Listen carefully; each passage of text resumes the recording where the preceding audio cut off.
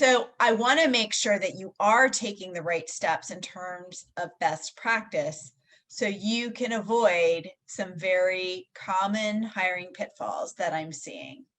So the first is only interviewing people who apply to your job. And I know there's some that are listening here that you're doing a great job on the reach out of your network or people you've met along the way, or, clients have referred, whatever.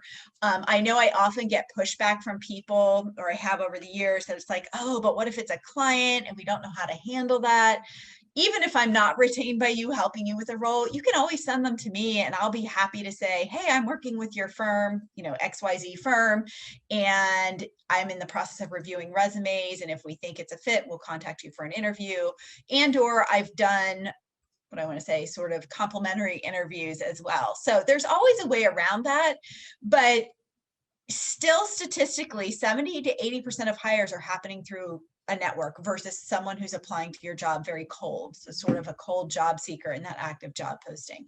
So make sure you're interviewing other people within your network, or at least reaching out to them to consider them. Because remember, only 20% of the pool is applying to your job. There's a whole other 80% of people who might be happy where they are, or maybe they are contemplating a change, but they just don't know how to make it. So I do career coaching as well. And I would say 90% of people I work with are, I don't say happily employed, currently employed, but they're very passively contemplating their next move. And that's why I'm working with them.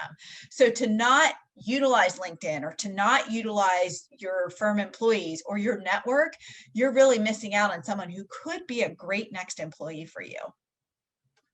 The second common pitfall I see is people making an offer before they check references. I have had deals fall apart in the reference checking phase. And while that sort of breaks people's hearts, because you're like, oh, I'm almost across that finish line, it was like, well, thank goodness we found this out now, right?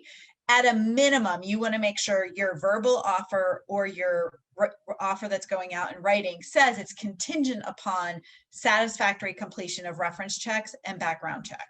Absolutely. So that's the worst case scenario, but you need to check at least 3 references. Some of the experts advocate 6 and 7. I don't think that's practical. So I recommend at least 3, 2 of which should be at least former supervisors and a colleague, a client, not a best friend. Best friends, personal references, not helpful.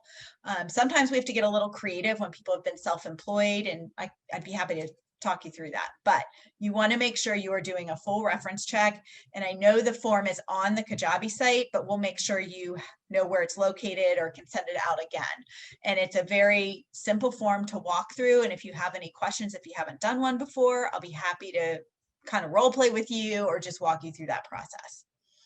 The third common pitfall I see is not conducting a background check. So while every state is very different, there are a few you can do one before an offer is extended, but for the most part, you have to extend a verbal offer before you can run the background check. And by background check, that means you're utilizing an independent third party who's you're going to have a Fair Credit Reporting Act form that is compliant with the FCRA. The candidate fills that out and then you submit it through, usually online, an order, and they usually run, you can choose what you want checked, but usually Social Security, driving records, state criminal records, the one we do, National Terrorist Watch List, as well as I think Child Predator List. So there's sort of a catch-all. And then if there's a red flag that comes up, you can definitely do some more in-depth checking.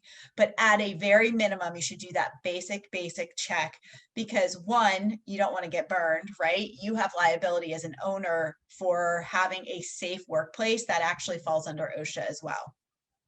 So if you're not conducting that check, definitely start doing it going forward with your hires. The third common pitfall that I often see is people asking leading questions.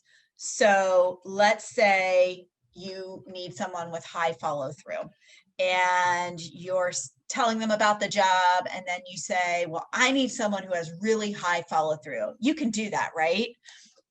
Leading question. Tell me about a problem you solved. Leading question. That assumes they know how to solve problems. So telling about the job is helpful, and I recommend at the kind of the latter third of the interview. So you're not giving the answers away, because of course they're going to comply with you. They want the job, right? So you want to make sure you're asking some tough questions. And I have some examples I'm going to walk through. Those of you, there's sample interview guides. Those of you I've worked with, or I do work with, I can customize the guide for you as well. It's up to you, but we definitely have samples on the Kajabi site too.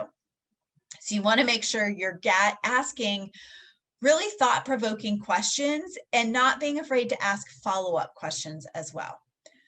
The fifth mistake I see is making false promises, and I've seen it in writing and offer letters as well. You cannot promise anything. So 49 out of 50 states, remember, folks are employed at will.